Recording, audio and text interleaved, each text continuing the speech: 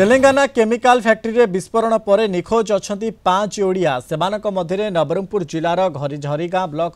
दुई जन अछंती कोदभट्टा गाँव रमेश गौड़ और चैतु फेद्रा फैक्ट्री रे काम करुथिले। विस्फोरण परठारु तांकर कोनोसी पत्ता मिली पारि नाही। युवकक खोज खबर नथिबारु चिंतार पड़िछंती परिवार लोके।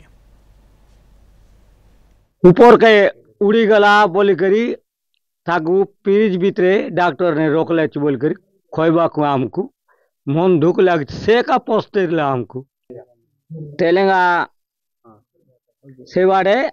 काम करके जाइतिला इटा हमें सेवाड़ लेगा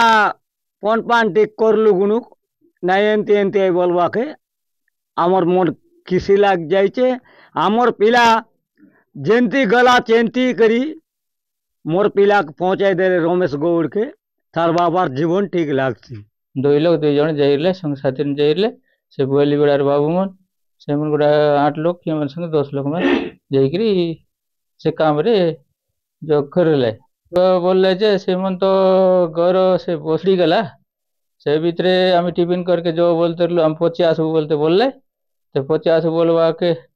से गोटे 10-15 मिनट भितरे तांकर से खबरटा से मन फाइले तार पछे आम गोटे केंती आधा घंटा मारे खबरटा आम फाइलु से भल अच्छे बोली करी हम गोटे आशा अच्छे।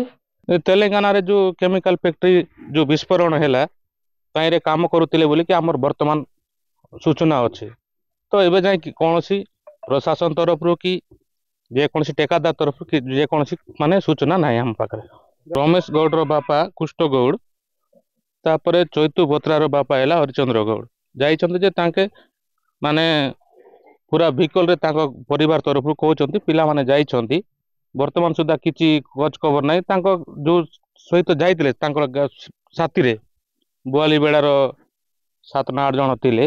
सी भाई माने फोन कलारू आम गाँ बाला काली 9टा जाए आम जानिछु